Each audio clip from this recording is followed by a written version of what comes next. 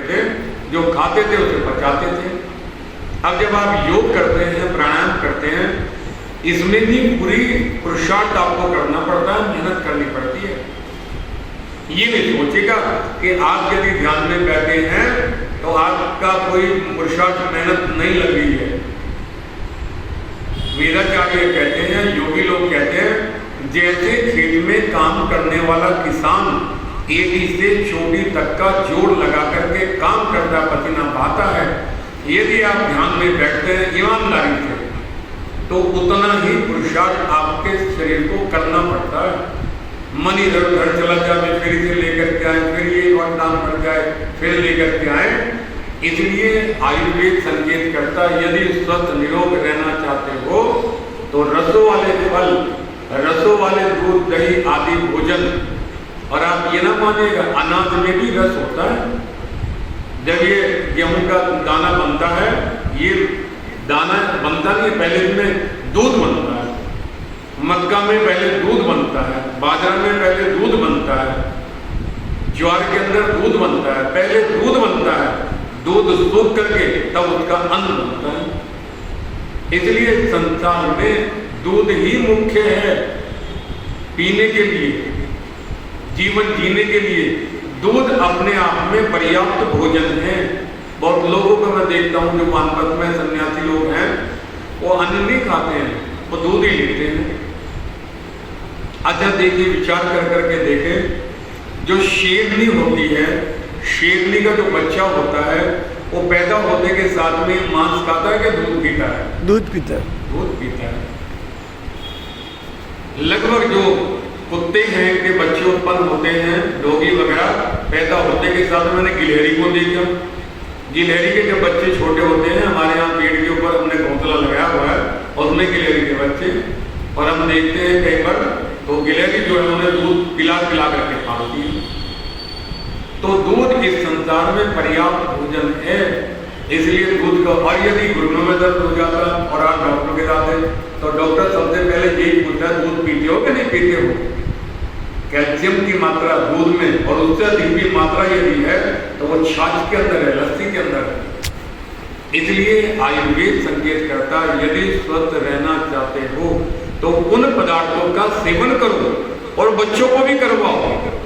ये बच्चे हमारे ज्यादा बिगड़ गए आजकल। हम मम्मी मैं नहीं खाऊंगा पालक, जबकि विटामिन पालक के अंदर है। मैं नहीं पीऊंगा दूध। हम लोग दूध में मलाई डलवा करके दूध पीते थे। आज नई उम्र के बच्चों को क्या हो गया, ये दूध को छान करके मलाई ना आ जावे तब दूध पीते हैं। हम मलाई नहीं है दूध में, है क्या है? इसलिए बच्चों को चाहिए, माता का कर्तव्य है। हमारी पुत्र वधू है, 2 पोते हैं, आएंगे यहाँ पे 25 तारीख को। तो पुत्र वधू बोले ये दूध है, पियो, पीना ही पड़ेगा, और पीते हैं। बैंगन की सब्जी क्यों नहीं खाओगे? खाओ, वो खाते हैं। माँ सिखाए सब संतान को, बेटा ये हितकर है, ये भलाई के लिए, तुम्हारे शरीर के लिए है, इसे खा करके शरीर पुष्ट होगा। जब माता सिखाएगी तो बच्चे खाते हैं। इसलिए माता का, और ये बचपन में ही सिखाओ। बचपन में आपने नहीं सिखाया, फिर वो बड़े हो जाते हैं, फिर तुम क्या सिखाओगे, वही तुम्हें सिखा देंगे। इसलिए बचपन में ही संतान को सब तरह के शाकाहारी पदार्थ, रस आदि, दूध ये खिलाने की आदत डालो, और जब वो खाएंगे अभ्यास में आ जाएगा, संस्कार बन जाएंगे, फिर वो खुद ही कहेंगे कि आज मक्खन के साथ में दो या खीर बनाओ। हमारे यहाँ तो सप्ताह में एक बार खीर बनती है दूध की, और दूध प्रतिदिन पीते हैं। पहाड़ में चले गए, बद्रीनाथ में चले गए, जबकि बद्रीनाथ बड़ी दूर है हरिद्वार से। शाम को जब मन ने कहा, बोले दूध पीना है, तो फिर तलाश शुरू हुई, दूध कहाँ मिलेगा? तो ढूंढते ढूंढते वहीं दुकान पर पहुंच गए, मंदिर के पास में दुकान थी, और दूध पियो, पीना ही चाहिए। इसलिए पहला फार्मूला आयुर्वेद देता है, उन पदार्थों का सेवन करो, चयन करो। जैसे ऋषि लिखता है ना कि समीरों का चयन करो, किसी में घुन तो नहीं लगा हुआ, किसी में कीड़ा तो नहीं लगा हुआ, कोई समीधा सीली की तो नहीं है।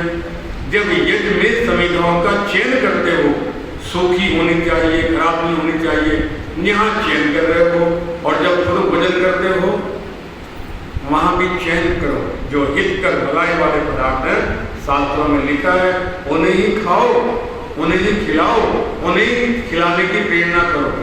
पहला फार्मूला। दूसरा फार्मूला आयुर्वेद देता है कि ये तो हुआ हित भूख, दूसरा कहते हैं मित भूख। जब भूख लगे तब खाओ। आज बहुत सारा भोजन लगभग ऐसा लोगों के स्वभाव में क्या हो गया है, भूख है ही नहीं है और भोजन तुम्हारे